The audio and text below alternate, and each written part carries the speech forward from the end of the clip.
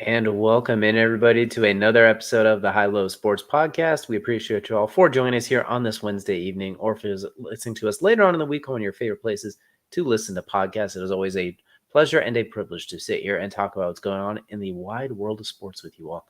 It is DJ joined pretty much always by my co-host Kelsey. And you know what, Kelsey? We got ourselves a pretty busy month here as well. April showers, May flowers. I don't know how that's how the saying goes, but it's a busy month, and one door closes and three more open in the world of sports. Yeah, there was no fooling me on this April. I was way too excited for all sports. The only thing that did fool me was a couple of my bets, because go figure that's going to be what fools me. But no, I think it was obviously a good time for sports so far. Early April is always unique because we're now in the point of WNBA draft, which people actually focus on finally.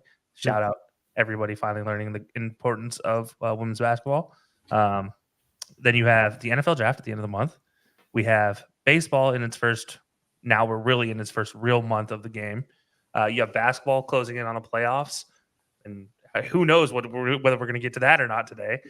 You have how many different sporting events outside of that? You have Champions League coming up, getting closer to the end of the knockout stages, into the finals. We're almost there, and yeah, I mean this is one of the best times. You have Copa America coming up, and EuroLeague, the Euros coming up, and man, I don't even know what to do with myself right now. We also got UFL. We got the Masters. I'm tired already. We haven't even got through the intro, and I'm already exhausted thinking about it. But you know what? That's what we're here to do. Is we're going to take a little bit of it, and we're going to chat a little bit about it, which I feel like it's a good way to take us into the tip-off. The tip-off, of course, brought to you by SeatGeek. Go to SeatGeek. Use code BellyUpSports for $20 off your first set of tickets. Whether you want to go to a sporting event, a concert, or anything that requires tickets, go and use that code and save yourself a couple of dollars. But March is over, and so is the madness. We now have two new national champions. Well, one new national champion and one same story, different chapter, as the UConn men going back-to-back, winning the national championship for the second game of the year, and the South Carolina women looking for revenge, I guess you could say, in the national championship this year, getting a little revenge on Iowa and Caitlin Clark after losing to them in the Final Four last year. So looking here, I'll keep it quick and easy. Is not too much of a surprise, but at the same time, a very well-deserved, and especially for the UConn men, they weren't even challenged along the way for the most part. Like they were, if I'm not mistaken, they covered every single spread, some of them at 2 times over. Like I feel like for the UConn men, even if you don't hold them into the regard as like one of the greatest college basketball teams ever, depending on how people like to rank them, this run they went on is good luck finding someone to match the kind of run they went on through this March Madness tournament. Because they cruised through it, like comfortably cruised through it to the point where Purdue was their best competition, arguably, or their closest game, and they won by 15 points. Alabama had some moments, but like they covered the spread as it got down the stretch. So UConn men with an absolutely incredible run to bring home a back-to-back championship. Yeah, it was impressive levels. Let's just go over their tournament run, right? You mentioned Purdue, not their closest game in the tournament, by the way, but very close. 15 points, the difference there. Alabama, one of the best offenses in the game, 14-point difference. UConn versus Illinois, we're at 25 points between the two. UConn San Diego State, a top 5 seed, 30 points. UConn versus Northwestern, 27 points. And then first round UConn versus Stetson, we don't count that. We don't count the 39 points they won by, because they scored more points in that game than I think Virginia scored in their fight to get in the tournament. Or they beat Stetson by more points. Basically, they won by 2 touchdowns at minimum every single step of the way. Yeah. Their closest game all season, I believe, came in the Big East tournament against St. John's. I believe. Yeah, closest win down the stretch, I should say. Which is just absolutely bonkers. And obviously they have really good players like Klingon, possibly going to be a lottery pick as well too in the NBA draft. So it's interesting because they don't have there's not like that Anthony Davis when he was at Kentucky or anything quite like that, or even Luka Garza at when he was at Iowa. There's not like that player. It's like, oh, okay, that was just a well-oiled machine and an absolute unit from top to bottom. Their starting 5, I think, each averaged like 13 points or more in the tournament as well. Like it was the epitome of the sum of the parts are greater than the individual parts. And those individual parts are 5-star recruits in their own right. This is just it was an absolutely well-oiled machine. And The question is, do you think UConn has a chance to go for a three? Do you think there's a three-peat, or do you think that might maybe the two-peat might be the cap? Because we'll have to see how many players come back, etc. But I'm gonna say I'm not ruling it out. Just because of that, I feel like they can plug and play very well there.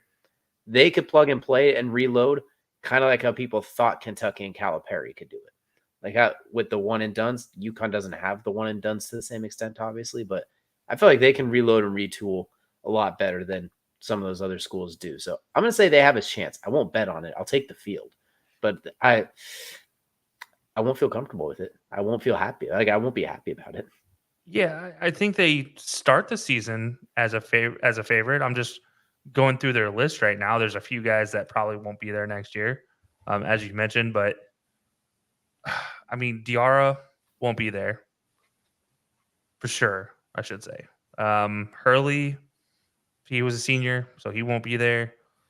But everybody else is a sophomore or junior.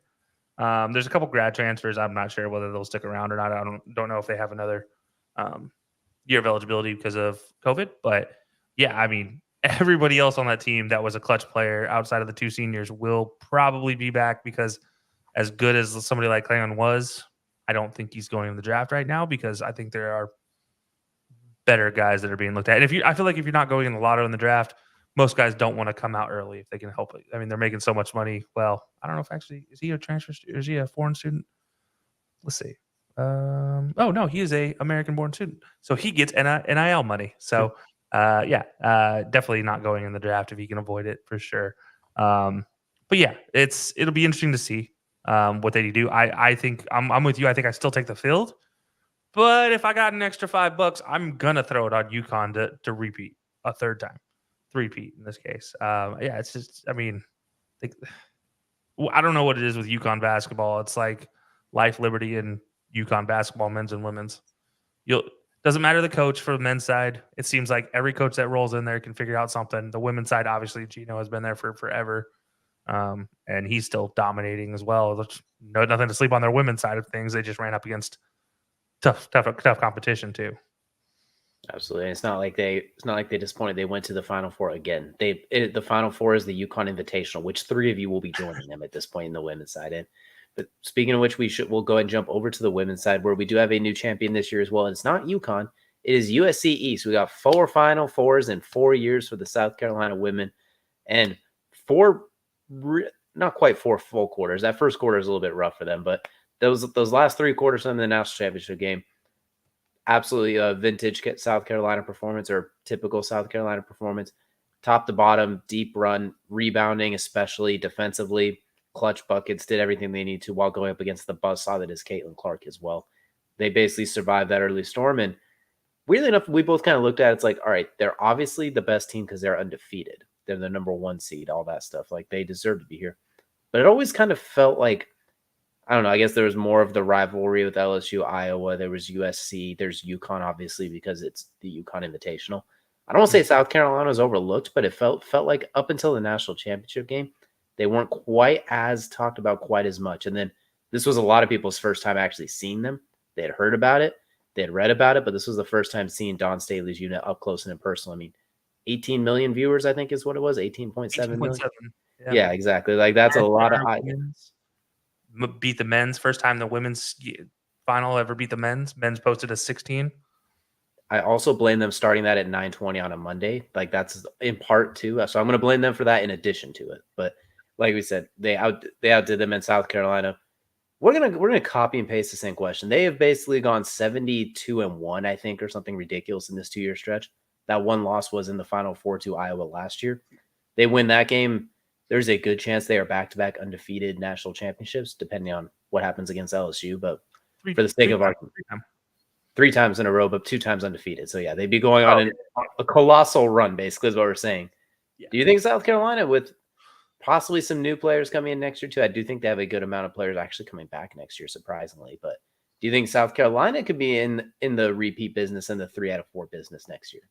As long as Dawn Staley is still the head coach, I'm going to say anything is possible for that team. Dawn Staley, if nobody knows, I am a complete fanboy over Dawn Staley. I think she is one of the best coaches, men's or women's. I think her attitude and her respect to the game is something to applaud. It's a kind of amazing, um, biggest moment in a lot of players' careers, a lot of coaches' careers, and she's giving credit to the opposing players.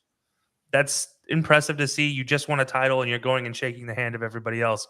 Before the game, you're going over and giving them their plaudits before the game. Like, those are all pieces and parts of being a great head coach. But during the game, it's the X's and O's that she is on top of. And we've talked all different sports, X's and O's versus Joe's and Smo's type of coaches. Don Staley's both. Don Staley will coach. X's and Joe's. Yeah, she could coach me to win a national championship, and that's saying something. Like, don't get me wrong, I'm not the worst basketball player in the world, but I am definitely not a great player by any means. We are old and our knees are collapsing at the idea of a fast break club. Yeah. Like, with Don Staley, though, I feel completely comfortable in saying I have all the trust in the world. She could get me to a Final Four and get me to a national championship game because she's that good. You don't just go to 4 Final Fours in 4 years with. I mean, take a look at the list of players that she's had. I mean, obviously, you look at the big highlight there, Naja Wilson. But outside of that, it's been a new list year after year after year that she's been playing with. Aaliyah Boston, but she was a top draft pick as well. Like, each player that goes there and leads that team, there's a top 5 draft pick coming off that team, but they're new every single year.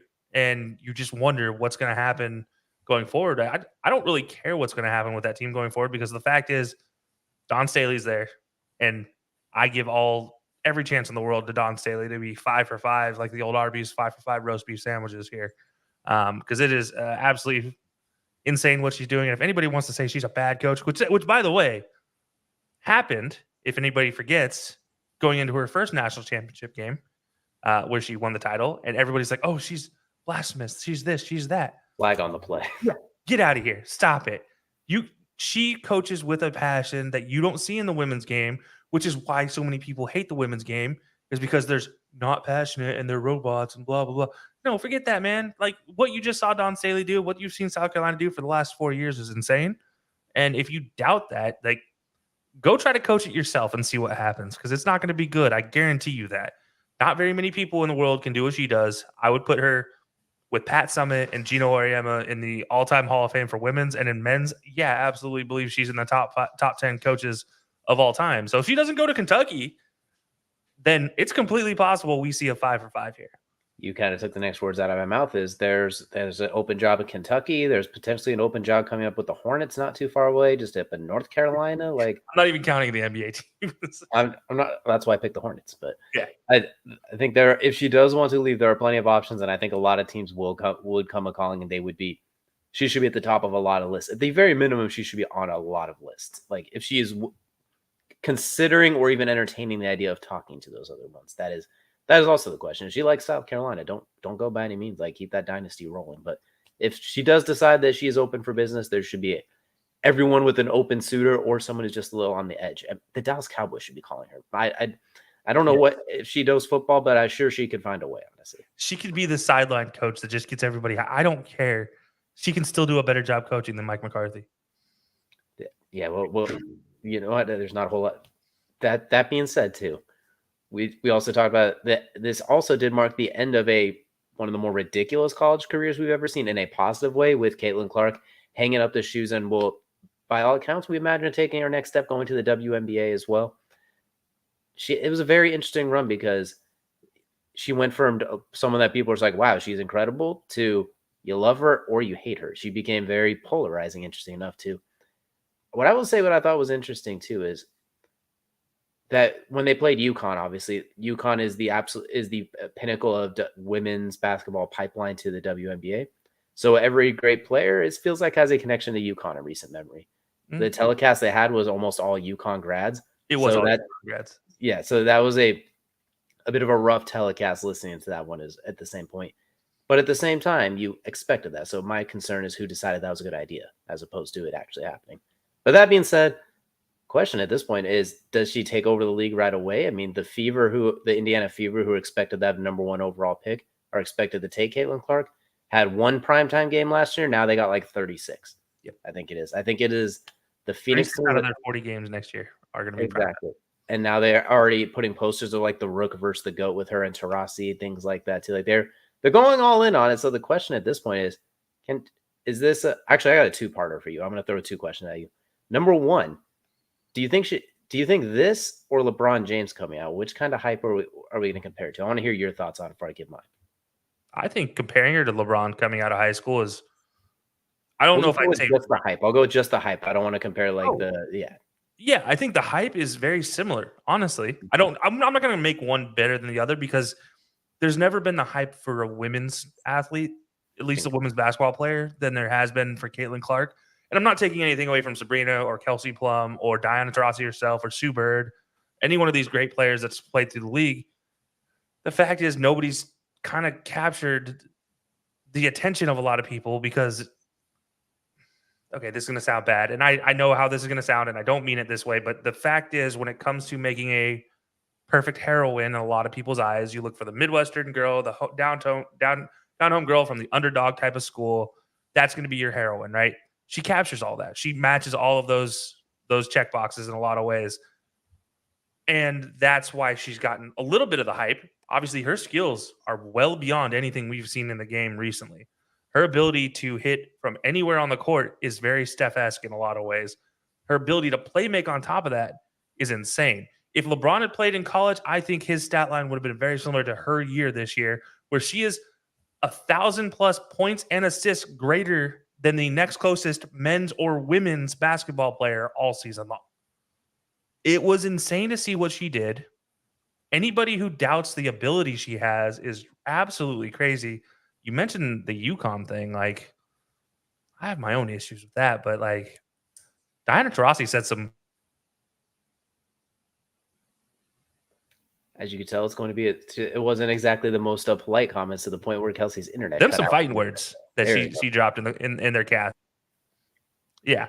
So no, Diana Taurasi said some words in that cast that I will say that are some fighting words, and her ability, her dismissing anything Caitlin Clark and saying I take Paige no matter what, even though Paige hasn't even announced whether she's going to go in the draft. Like, stop. We need to stop on that. You can disrespect somebody in a better way when she's your opponent, but when she's still a college kid and you're supposed to be an analyst, even if it's like a fan analyst type of thing, you can't do that. That's disrespectful. So yeah, your first question, I think it's very comparable to LeBron. I'm not going to say which one's better or crazy. I don't think anything's ever going to match LeBron, period. But I think it's very, you can make a lot of resemblances to the two. And it is obviously, we're not talking Kayla coming out of high school type of thing, but we are talking about, she has had eyes on her since she was a freshman when it was her and Paige going at each other. Like, she has had eyes on her every step of the way. So I think this is a case where, yeah, it's similar, but I don't know if, I'm not going to make one greater than the other, but it's the first time we've seen that in the women's game for sure. It's also 21 years apart too, so a lot has changed since that. At the same time, like when LeBron was coming out, it was before social media, but at the same time, you had the full ESPN train behind it, even more so. So it's 6 and 1, and half a dozen the other. But I will say, it's the first time we've seen a women's college basketball player, as you mentioned, to get that same notoriety. It's almost like she wasn't, obviously she's a good player, whether you want to say Paige is better, whoever's better is whatever, that's your own opinion. But Caitlin is clearly the most box office women's basketball player we've seen. And she was a 4-star recruit, by the way. Paige was a 5-star recruit out of that class. Caitlin was the told her no, basically, yeah. Yeah. So she checks the box office mark. It's the same thing. Like we're going to talk UFC and combat sports later. You can make a case whether someone's the best or not, but the numbers show who's the most box office. People will say Floyd Mayweather was not the best. Some will say he is the best. One thing's for sure is he made a buttload of money, and most people tune in. He was box office. Same with Mike Tyson, so on and so forth. She checks the box office box, pun intended, better than anybody. And you know what? The best part about it with the Diana Taurasi and the fighting words on that cast is they will all get to see her next year and the year after that and the year after that, as long as both are still playing. And assuming she goes to the WNBA as well. That big 3 contract might be hard to turn down, honestly. It gets a little nasty in there, but $5 million is $5 million. Hey, well, that plays during the offseason for the WNBA, by the way. Maybe she can double dip then. That's it. So either way, I think that's the cool part is we will get to see it, and it's going to bring a lot of eyes, which is really awesome to see. Part 2 to my question is, do you think she comes in out of the gate firing and is basically Caitlin Clark right away, giving you 25 and 8, 3 looking like Steph? Or do you think there's a little bit of growing pains? Not saying she's a dud out of the gate, but maybe a little more tempered expectations. I don't think it's going to be crazy, but I do think it's going to be impressive. I I believe it's something like the last 10 first round picks in the or first overall picks in the WNBA have averaged greater than 16 points per game. I think it's about 10 years. I don't think that trend is going to change. I think we're going to see the same thing. But I think the one piece of it that she's going to take advantage of that a lot of different players are is she gets a lot better talent around her.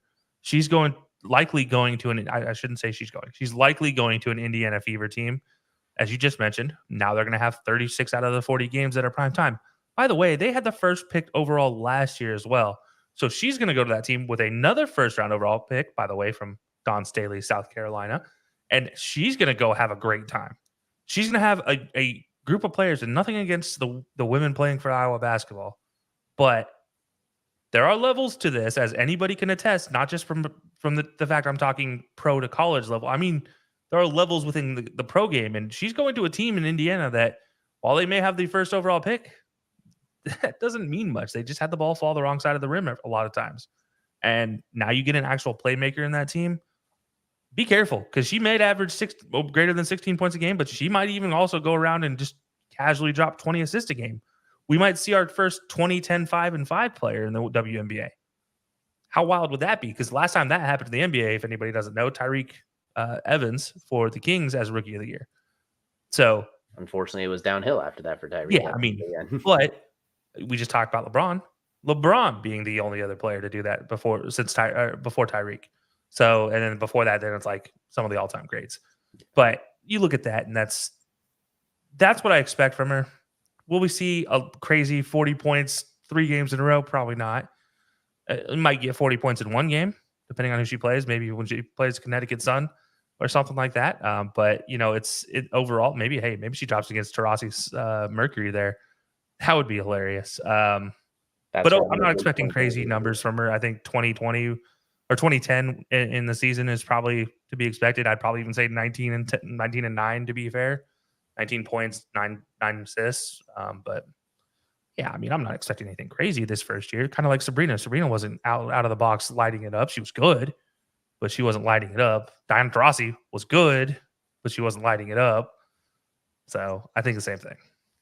I think the peak of what to expect would be like transferring like what Victor Wembanyama is doing in his first year as well. Like, obviously, he's very awesome. I'm not trying to take anything away, but he's not lighting the world on fire necessarily. It's more of like, my God, he's doing this at 19 years old. What's he going to do at 22? I think we'll see a lot of that too with the way her game's going to transfer. She's going to be able to.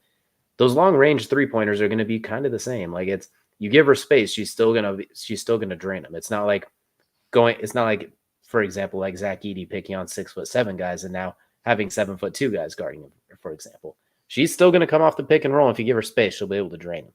So yeah. I think I could see it being a Victor Wembanyama type rookie season, but even then I wouldn't quite go that far, where it feels seamless and is immediately a dynamic player, even if it's not lighting the world on fire. But either way, women WNBA, I have a feeling their viewership is going to be that Mercury and Indiana Fever game. If it plays out like how they're advertising it, I put my money on that one being one of the most watched WNBA games of all time. Right out of it. We'll go ahead and put that money down. The only thing that's going to be surprising, the one I want to know who's right how that one ends too. Like, if Caitlin Clark scores 40 and 10, but the Mercury win, who wins the argument? Like, at that same point, or let's say Caitlin only has like 16 and 5, but they win, and Taurasi has like 20 and 20 or something ridiculous. But the Fever win. Like, how do they determine who wins the argument there? That'll be You'll get two sides to every spectrum on that one. But either way, I think we can safely say it's a great time to be a fan of women's basketball, and it's only getting better from here. So, yeah, I do want to say one thing though, and this is something that's bothered me, and I sent you this in a chat. I want to talk about her regular season because she has one of the all-time record regular seasons this year. Broke the all-time scoring record in all of college basketball. The previous holder of this record, one Lynette Woodward, a Hall of Famer, recently said in front of a crowd as she was doing a presentation, I believe she was accepting an award. Well, first of all, let me say this about Lynette Woodward. Her record was hidden for nearly 40 years, which is embarrassing. That's embarrassing. That should never have happened. I understand her thought process and her feelings towards that. She played in a men's game. She played with men's basketball without a 2-point line. So did countless other NBA greats that are also getting the same issues, right? So now Lynette Woodward, in front of the WBCA conference, says that she doesn't think Caitlin Clark broke her scoring record. That her record should stand no matter what. Mind you, Caitlin didn't just break her record; she kind of obliterated the record. And Lynette makes a good case of saying, "Hey, well, I did it without a 3-point line. I did it with men's basketball. I I'm going to say this: she's using the same line of argument of why the MLB kept Negro League statistics out of the Hall of Fame for over 100 years. She's using the same argument of why any player that played after 1967 is not considered to be coming from the good years of the NBA. It you can't make that argument because the game is meant to evolve. I can't falter, but at the same time, you can't say that. Like, you just can't be that type of, as an ambassador of the game, as a person who held that record, both men's and women's record for scoring. You can't be the person that comes out and says, no, she didn't break my record. We're not talking steroids. We're not talking different gender breaking her record. She's taking away a record from a young woman who is working to be the face of the women's game in a time frame in which women's basketball is finally capitalizing on the spotlight, and she's taking her 10 seconds in the limelight again. Like, no, you didn't break my record, and just taking away every single bit of the ability that Caitlin showed in their 4 years. She's just eliminating all of that skill that it took to get to that point, and it's embarrassing. It's not something that's respectable, and it's something that somebody should tell her, obviously, that I should never happen that way. But yeah, it's like, this is the wildest thing I think I've seen about this Caitlin Clark thing. Obviously, I said Diana Taurasi's words were fighting words. Lynette Woodward, that's on site. Like, do what you got to do. But no, you're wrong, Lynette. I'm sorry. I respect what you did for the game. Your time is gone. Stop getting in the way of the younger generation. Let them feast on what they do now, because that's what's important. You're trying to grow the women's game, not hold on to a record that is always meant to be broken. And that's where I'm going to stop. Yeah, it was embarrassing. Well, one thing that's for sure is the record books will always show it either way, no matter what way it gets sliced. It'll show it at the top. But so that's a good way to kind of wrap up the tip off here as well. That's going to now take us into Kelsey's second favorite part of every show. That is, of course, the main event. And for the main event, for the first time in a while, it's appropriately named as well. So UFC 300 coming up this weekend. One that's been highly anticipated for the greater part of the last few months. Top to bottom, one of the more, I want to say, loaded fight cards of all time. If I'm not mistaken, I think like 13% of UFC champions in the history of the organization are fighting on that night. I think you have so many former, I think 10 to 11 champions / former champions, top to bottom, absolutely loaded. And we're going to do something a little bit fun this time. We are going to go from bottom to the top. We're going to take a look. We're going to do some previous predictions, and we're going to try and win a little bit of money. So we're going to start from the bottom. Deiveson Figueiredo, ranked number 8 in the men's bantamweight division, is the curtain jerker against Cody Garbrandt, a former UFC bantamweight champion. You are starting the night with two guys that are known for killing each other, basically. We're going to go out of order here. So for the bets on this one, the smart bet is this does not end inside the distance. That is the very smart bet here. I think on DraftKings, it's like minus 200 that it doesn't go the distance. Hammer that one home. The odds are pretty good. They're not great, but you take that one.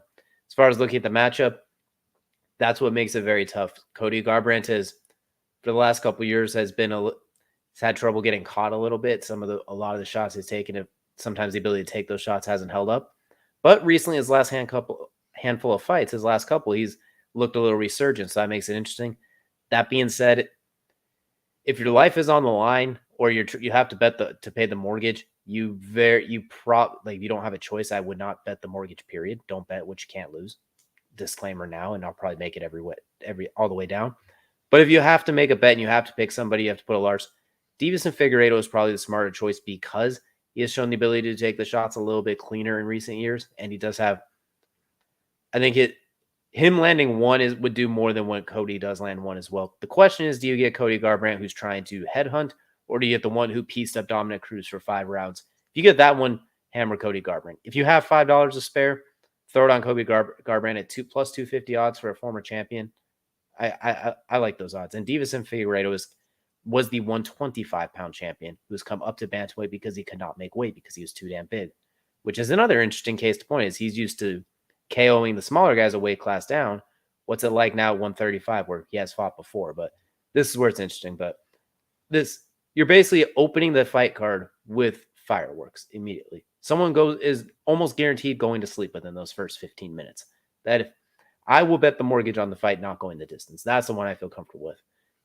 Next up, this one's fun. You got Bobby Green, who always brings a show for better or for worse. His last fight, unfortunately, took a lot of unnecessary shots after he was already out, so that is a concern. Number 14th in the world, has a very interesting career. He will surprisingly knock people out, then other times he'll get surprisingly caught. It's a kill or be killed type of fighter with him. Against Jim Miller, who has been around for so long, he had fought at UFC 100. He fought at UFC 200, and now he gets to fight at UFC 300. The only fighter to even get close to doing that. And I think him and John Jones are the only two fighters who have been active through all three of those. And, well, John Jones has fought like once every couple of years, unfortunately, due to recent transgressions. But I digress. This fight, when I look at it, Jim Miller won at UFC 100 and he won at UFC 200. So I'm going to take Jim Miller. We're going to take the underdog in this one. So Jim Miller, and with those odds at plus 150 for the money line, I kind of like that one. So we're gonna have the prediction and the bet go with Jim Miller here. He goes 3 for 3, almost like Don Staley in South Carolina's 4-4-4. Jim Miller goes 3-3-3. So get 3 wins at the 100, 200, and 300. So you know what? We're in a pretty good start here. Moving up the ranks now. We got another former champion. Surprise, surprise. Jessica Andrade taking on Marina Rodriguez, number 4 versus number 6. Incredibly close fight. Jessica Andrade, a slight, very, very slight favorite at minus 135. Known for absolutely decapitating people. However, I don't want to say she's been on a downswing, but she's been up and down a little bit. She's been a little bit of a roller coaster. Marina Rodriguez is a fast up-and-coming fighter. We're going to go back-to-back underdogs. And we're saying underdogs when they're in the plus 100, so it's very loose underdogs here.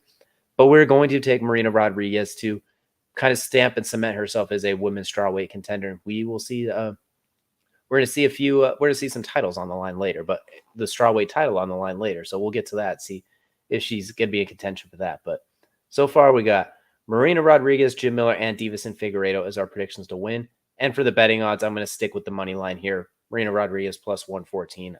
When I have the underdog, it's always a good idea to look at the money line there.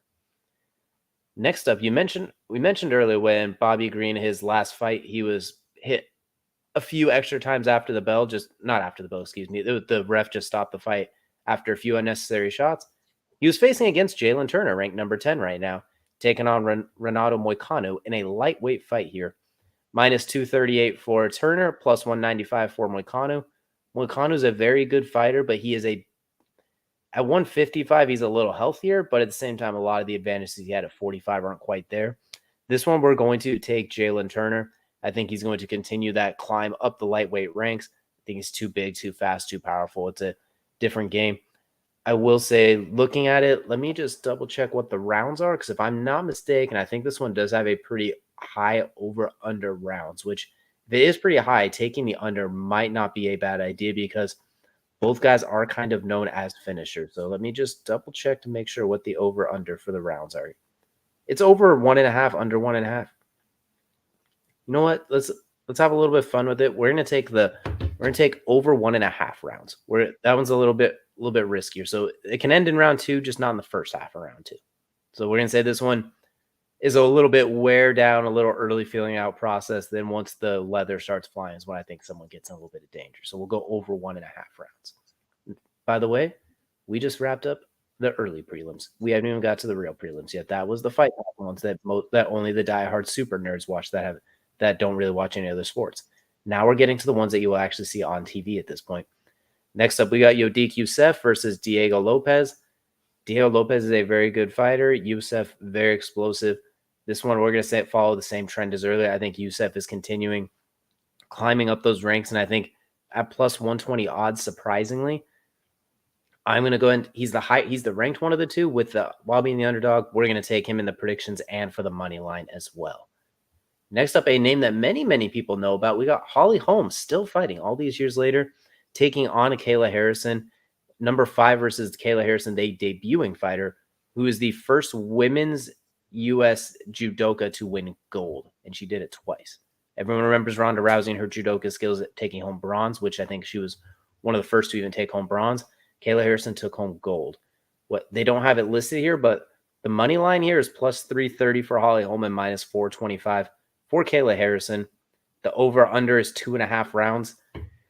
This one's very, very... I'm going to actually take a shot at going with over 2.5 rounds. I think this one's more likely to go the distance one way or the other. Either Holly Holm picks her apart on the feet and keeps distance, or Kayla Harrison is able to control her in the clinch. So we're going to go over 2.5 rounds. This one kind of goes the distance written all over it. So we're going to have this one be the first fight that I don't think will end inside the, or this one will not end inside the 3 rounds, I believe. I'd imagine Kayla Harrison's going to win if I had to pick a money line, but at minus 425, it's sure if you pick that one if you just want to win. You're not winning a whole lot at minus 425. At this point, it's like picking Caleb Williams to go number 1 at the draft. It is minus 40,000 odds or something like that. It's like, well, I just did it to win. I put in $1 to win my 1/8 of a straw penny at this point. Next up, we have what could be, in my opinion, could be a fight of the night. Very possibly. We got Calvin Kattar, explosive featherweight boxer, taking on former bantamweight champion and debuting featherweight Aljamain Sterling. Aljamain Sterling, they showed a couple side-by-sides with him. His weight, like this time during fight week at 135, and now him at 145.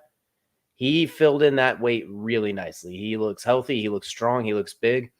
He's lengthy as Calvin Kattar, too. He's not lacking in the size department, moving up in weight like a lot of guys do. He's incredibly lengthy, long arms, long kicks, does a good job controlling distance, shoots a little erratically for takedowns sometimes goes in a little wild. If he does that, Calvin Kattar can catch him and put him down.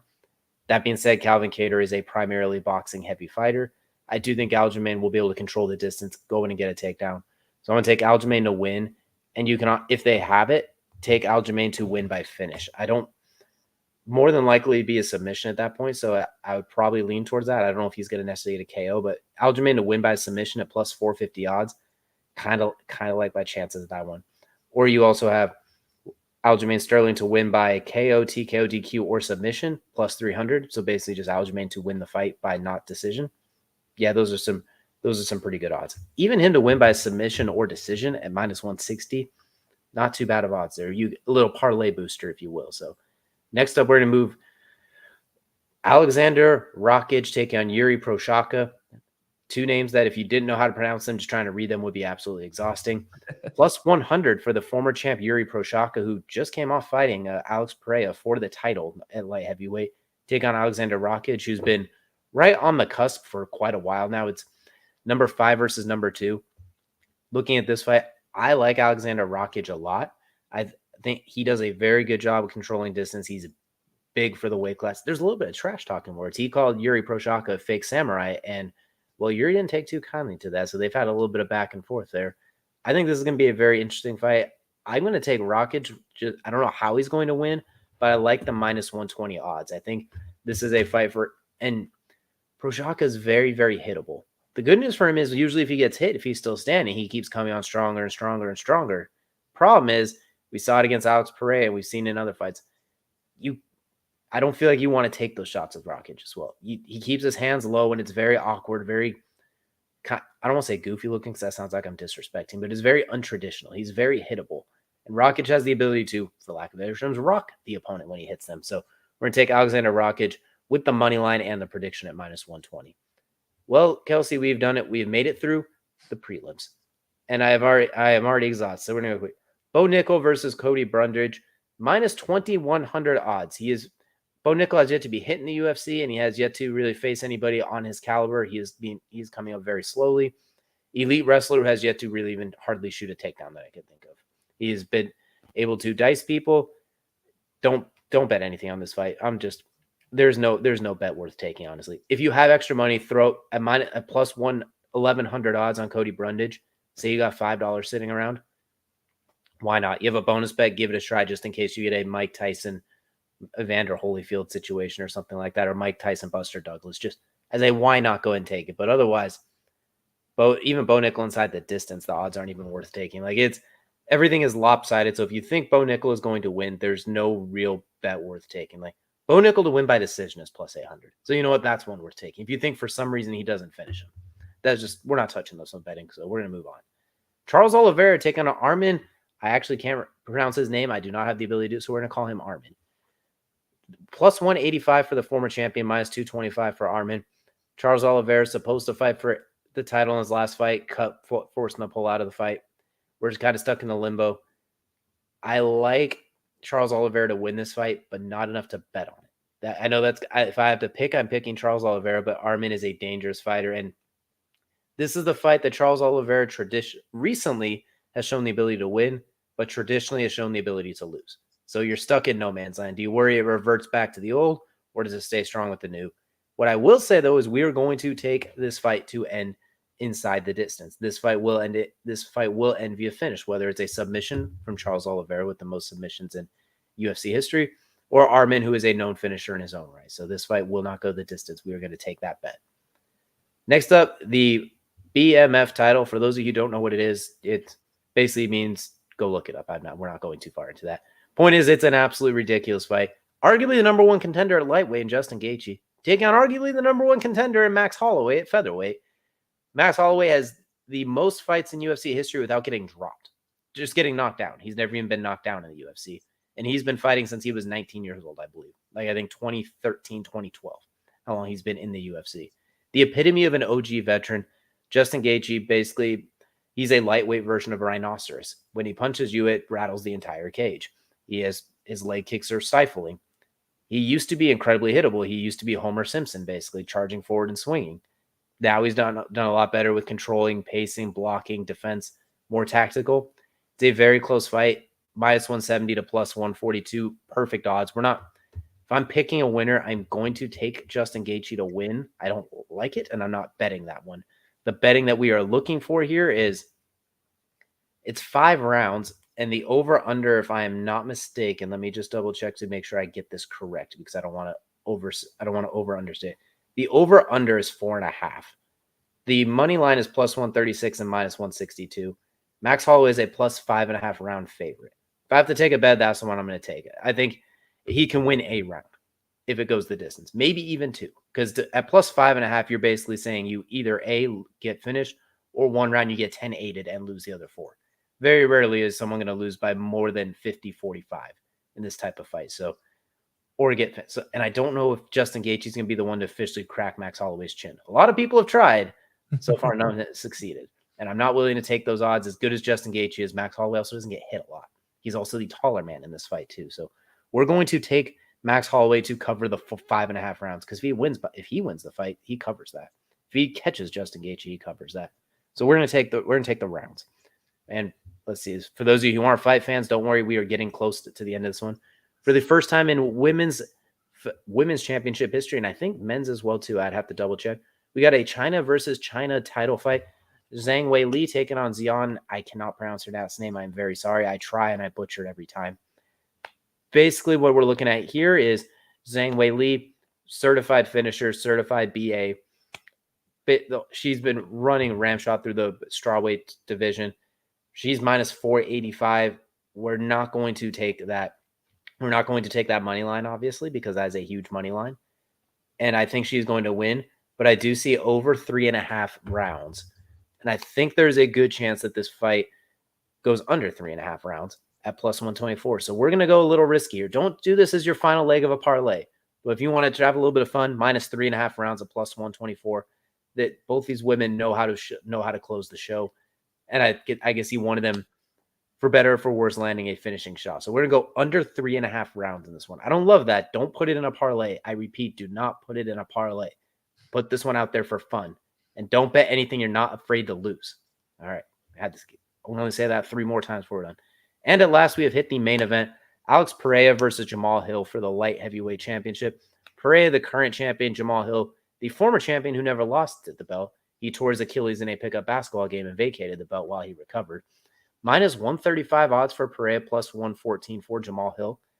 I really, really like Jamal Hill's ability. My only question is, how is that torn Achilles layoff hindered him at all? Has it hindered his movement? Is he going to be ring rust? What's going to be Is that going to slow him down? If he's able to come in and beat Jamal Hill like he was before, I like him to win the fight. At the odds, I don't love the odds. So what we're going to do is we're going to say this one goes over 1.5 rounds, surprisingly. Two guys that are known for shutting out the lights, but they don't necessarily do it in the snap of a finger. It'll be an early feeling out process. I think we'll see Jamal Hill utilizing the jab, the southpaw stance, Alex Pereira, that really awkward, very just unusual looking leg kick that could completely cripple a giraffe in 1 or 2 shots. But it looks so weird and you can't ever see it coming. So I think it's going to be really slow early. So we're going to go over 1.5 rounds for this one. And we've talked a lot about bets. In case you haven't kept track, there's a lot of them in there. But we decided to put together DJ's best bets. And those of you who have followed on social media, you get a little early preview of what we're looking at this week. Starting off at the top, Garbrandt versus Davidson Figueiredo. That is not going the distance at -175. Hill versus Pereira, we just mentioned, -190. Oliveira versus Arman, that is not going the distance either at -280. And I like the Alexander Rakic money line at -120 for a total of 496 altogether. So you got some pretty good odds for some pretty reasonable bets if you look there as well. So, you know what, Kelsey, I have talked plenty here. There's a lot to like in UFC 300, top to bottom. You want to, as soon as it starts, you want to be sitting on your couch. It's not like when you show up for the pay-per-view or you show up at the end of the prelims is when you start. The arena better be filled from top to bottom on this one. The early prelims are better than a lot of the weird fight night cards they give us. So it may not have the Conor McGregor at the top necessarily or something like that, but top to bottom, you are not. This is the Warrior strength in numbers. This is 12 deep basically. So I'm looking forward to this. This should be an absolutely fun fight card, and hopefully we can win a little bit of money off here. So we gave a lot of people a lot of bets. Take at your own risk. If you want to parlay them all together, you are a better man than I am, though. Don't do it. I'm just telling you from experience. Break it up by early rounds and mid rounds, or early fights, mid fights, and late fights. So each card, give it its own parlay. And only bet what you can afford to lose. We're saying this for the 18th time. Bet responsibly. Yeah, if you guys do have a problem, be sure to give 1-800-GAMBLER a call and seek out help. That's the national help hotline. So be sure, like DJ said, bet what you can afford to lose. Absolutely. You know what? That's all we got for the octagon. But we got some baseball talk here. And Kelsey, you're going to go and guide the way on this one. We spent enough time in DJ's dungeon. Now we're going to head over to Kelsey's corner. Yeah. So we're going to start with the rise of Tommy Johns. And when I say start, we're going to talk about this a little bit because it's been a big conversation piece this year. There have already been 19 cases of guys with UCL injuries. If you guys don't know what a UCL, it's ulnar collateral ligament. When based in terms, basically, yeah, DJ, it's the inside of your elbow right there. So to get Tommy John surgery, it's where that nerve or that ligament is being replaced by another ligament from a piece of your body, usually a muscle, because there's been a tear on the inside of your elbow, whether it be partial or full. So that's what the injury is. So everybody has a general understanding of what we're about to talk about. Now, there's been 3 arguments made for the rise of them, right? There's been a lack of sticky substance, whatever. The inverted W, which if you guys don't know, is basically saying that their arm in the back of their windup is facing down. It looks like an M. It's an M. Stop calling it an inverted W. It's an M. Which, okay, I can see what they're trying to say. And then the other one being overuse from a young age on. Maybe. We'll talk about that too. So my take on all 3 of them, yes and no. It's all part of it.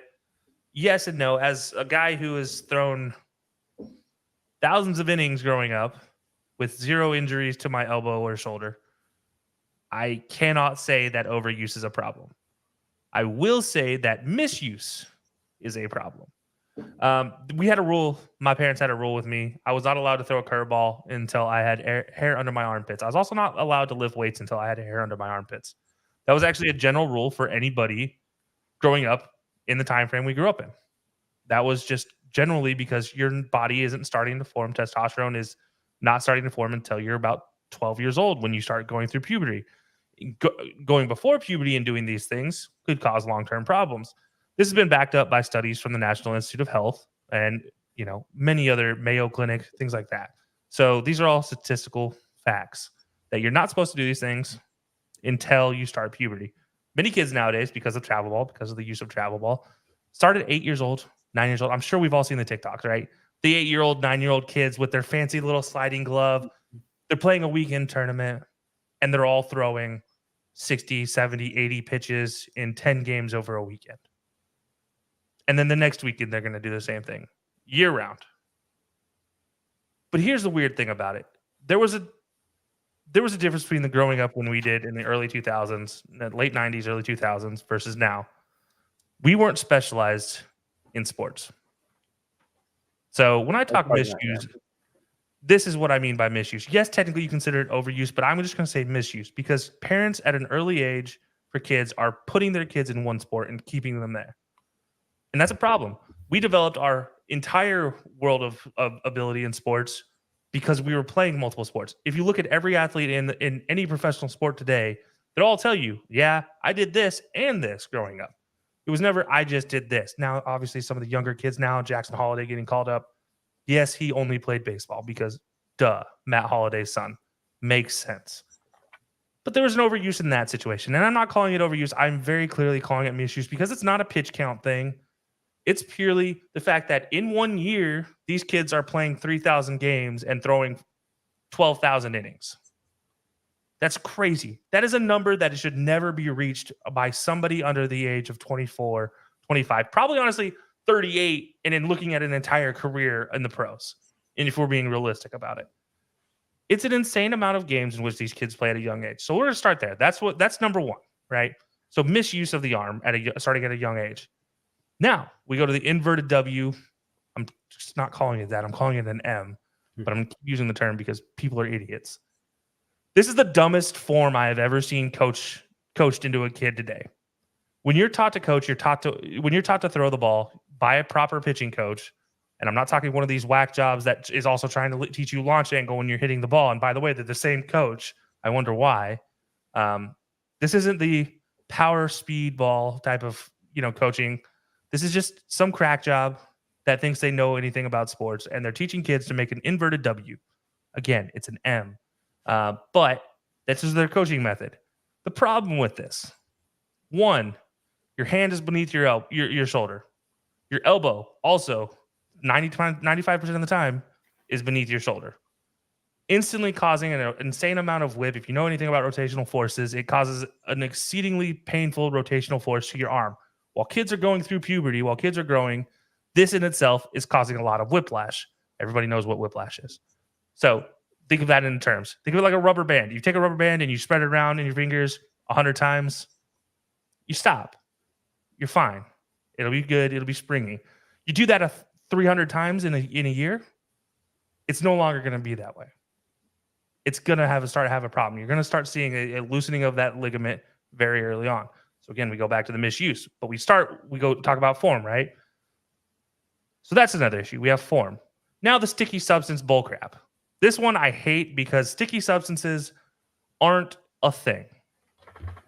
Spider tack is a thing, yes, but not everybody uses spider tack. Most players are using rosin bags, which is considered a sticky substance because pitchers have always used it in conjunction with sweat or sunscreen because we're out in the sun all day. You're pitching for 7, 8 innings usually in the sun, sweating. You put rosin on your arm because that's what helps you get a grip. It's that simple. Nobody's taking that away, Tyler Glass. Now stop. Just because you used spider tack and then stopped and then you got injured, that's your own fault because you were relying on poor form and sticky substances to make up for your inability to throw the ball correctly. By the way, also one of the least accurate pitchers in his generation in Tyler Glass now. So I don't know why he's having this conversation because he just throws the ball really hard. That's it. So lack of sticky substances, bullcrap, get that out of here. It's whatever. The problem isn't that, as Tyler Glass now in his speech says, that he's holding the ball tighter. That's the problem. It goes back to poor form. And then it goes from there to misuse. Now, I'm going to add a fourth topic in here that nobody wants to talk about because everybody loves 100 miles per hour on a radar. That's the fact that every pitcher out there today does not understand ramping up anything. They will come out from the fall, like from the end of the season into spring training, and immediately be throwing at 100%. Every single pitch in today's day and age. Look at the pitchers from the 90s, from the early 2000s, in the middle part of 2010, the early to middle part of 2010. They all started the season ramping up. Their first couple games throwing 70% of their max, 80% of their max, 90% of their max. And this, I mean, pitchers regularly had slow starts. And this has always been the case, is that you needed to start slow because you needed to break your arm in essentially every year after the fall or after the season stopped. And now you have guys coming in and throwing 100 miles per hour day one of spring training. Day one of pitchers and catchers reporting they're throwing 100 miles per hour. Take that really strong rubber band you have in your hand right now and just snap it really tight. See how long that lasts. Because you might get 5 pulls before that thing rips. You're not ramping it up. You're not loosening it up over time. You are just straight ripping it apart. And people wonder why there's been so many Tommy John surgeries before the first full month of the season ends. Because guys don't know how to ramp up. They're throwing too hard. They don't know how to build and last in 7 innings. They're being told, you will get 5 innings of good base. I need 5 innings of good baseball out of you, then I'll pull you out. Throw as hard as you can for those 5 innings. So they're like, all right, I'll throw as hard as I can for 5 innings. They last for 3-4 years in the league, and then they have to get their first surgery. Come back, can only throw 95% of what they were throwing before. They last for another 2 years and have to get their second surgery. Guys like Justin Verlander, who are still in the game today, still dominant today, don't do that. If you watch Justin Verlander, he's had 100 mile per hours in his back pocket for his entire career. And throughout his entire career, there was one bad season where he got injured. But overall, he's had a very healthy career. And it's because he doesn't throw 100 every time. He throws 92 to 95, and then he mixes in off-speed pitches. None of his rotations are trying to get overly rotating. He gets the 7-8 inches of break on the ball. If you need more than 7 or 8 inches of break on the ball, while they look really cool and they make really great videos on social media, they're unnecessary in the game of baseball. In the game of baseball, your ball just needs to move 6 inches down, and you miss the bat completely. You move it 2 inches down, you get a ground ball. You move it 1 inch up, you get a pop fly. We're not talking 17 inches. Those are insane levels of break, and those are all part of guys using stickier substances, throwing the ball harder, over-rotating on their arm. So it's a mix of everything. It's not one piece of this entire puzzle. All of this is part of it. You know, I go back to there's a study that was done in 2021 that showed what you can do to track this, right? What are some evidence of somebody needing Tommy Johns? They took 223 pitchers who had all had Tommy Johns between 2008 and 2019. And then they tracked the 15 games prior to their injury. What they found is that there was a decrease in speeds on their 4-seam fastball, 2-seam fastball, and slider. All similar grips, by the way. They're all just natural motion of the hand, holding it close somewhere along in this range or something like that. The scheme is the same, but the point is it comes off the index finger every time. That's the last finger it'll touch. And that's how you get those type of pitches. What was unique about that, the cutter, which comes off of this middle finger, increased its spin rate and velocity in that test in those 15 games, which is crazy. Also increasing in that time frame, overuse of curveballs, which saw a higher spin rate than they previously had, meaning that people were snapping their arm, creating more torsion, more rotational energy on their elbow, creating more tears. So what they found is that a trackable thing is 15 games before their injury, you'd see a decrease. So if you start seeing that in your favorite pitcher, be careful, especially if you're a fantasy user. And then, by the way, this was done by the National Institute of Health. This was also in conjunction with the Mayo Clinic. So pretty trustworthy sources there. Overall, look, Tommy Johns is not increasing. It kind of peaked in 2015. There have been a lot of cases, and we're seeing a lot bigger names. But overall, it's not increasing. But what's causing it to increase, or seemingly increase to more potent people, is the fact that people are trying to teach a game that is all about mechanics in ways that are not about mechanics. They're not teaching it in a biomechanical positive way. They're teaching it in, hey, this looks really cool on TV way. Chicks dig the long ball. Let me practice hitting the long ball more by increasing launch angle. Why? Okay, but that's not how you win baseball. Second, throwing the ball faster. People love seeing triple digits. Why? I can throw the ball 92, paint the corner. Nobody can touch it. Greg Maddux threw a fastball 4 different ways, and he struck out the second most batters of all time, except for Tony Gwynn. He could never strike out Tony Gwynn.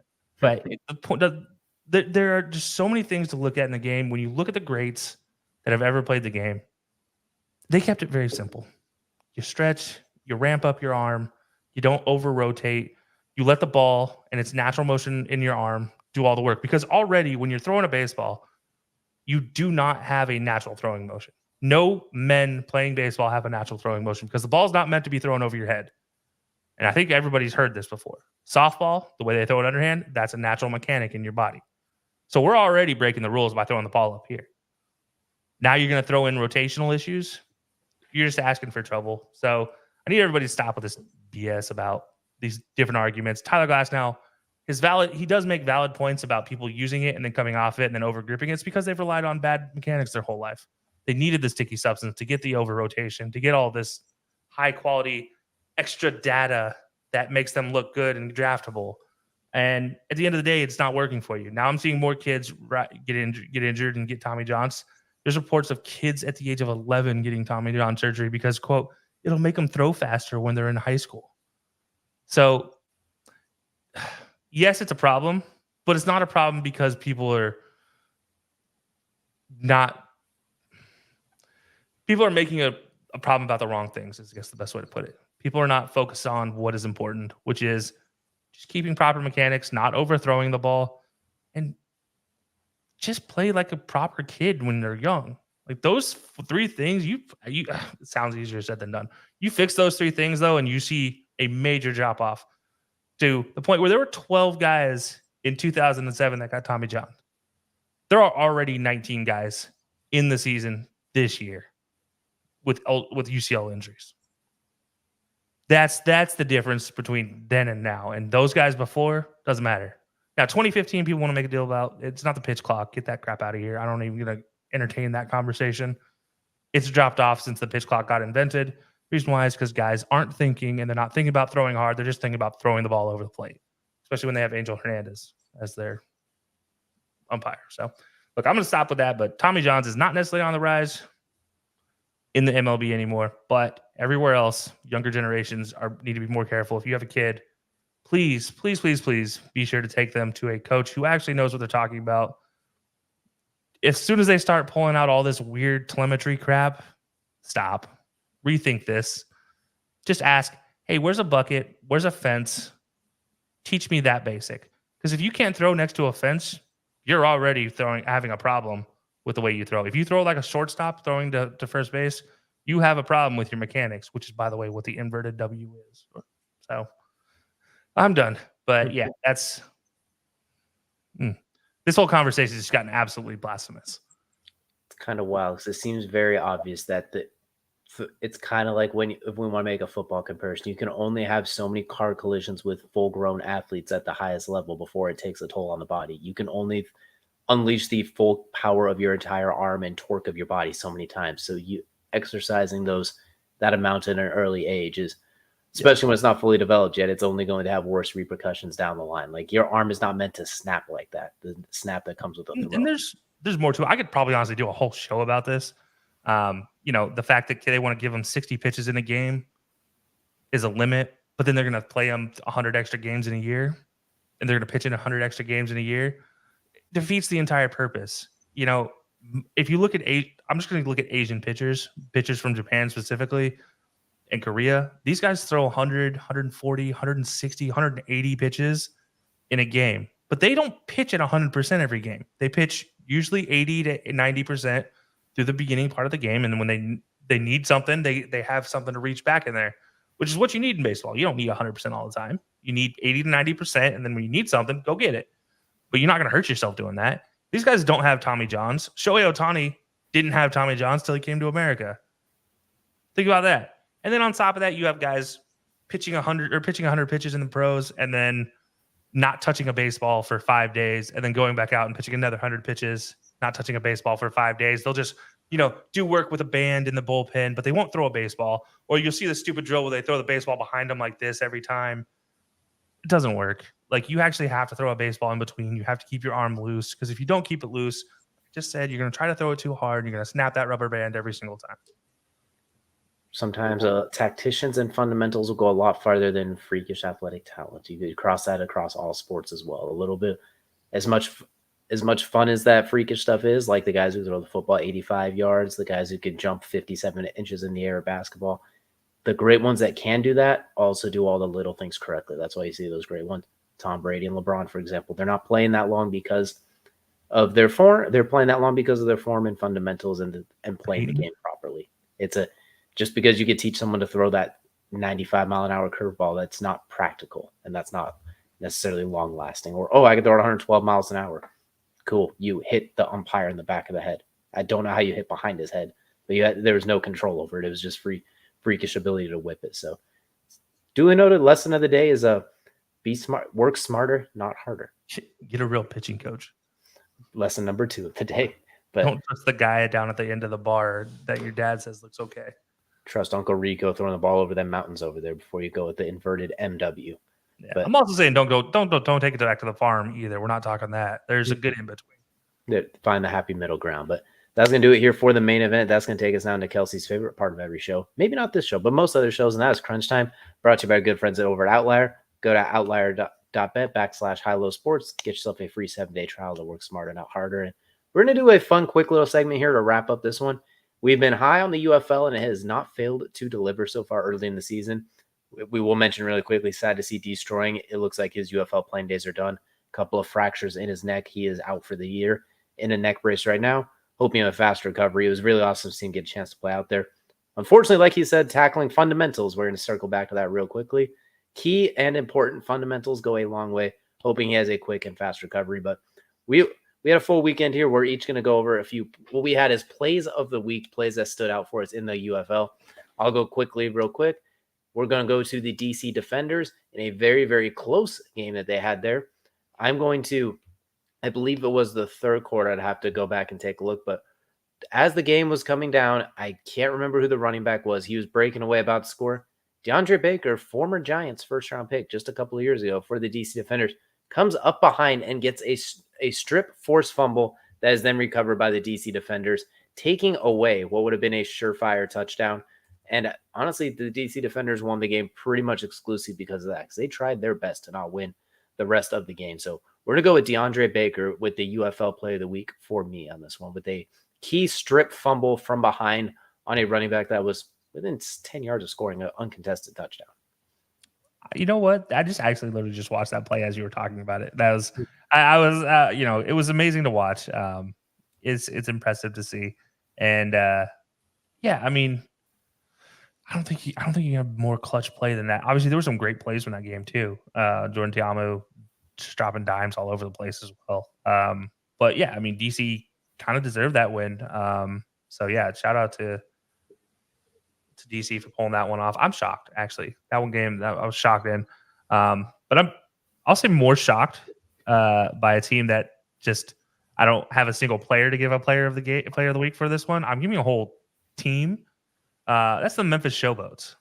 Or no, sorry, my bad. San Antonio Brahmas. Okay. The other side of this conversation. Down by, I think it was 19 to 8, 19 to 9, something along those lines, in the fourth quarter with 4 minutes left, come back to win the game. I'm sorry. You did play. And by the way, they kicked the ball back to the Showboats with like 2 minutes and 40 seconds on the clock, still down. I think it was 19 to 14 at the time. Didn't look like they were going to have an opportunity to come back and win.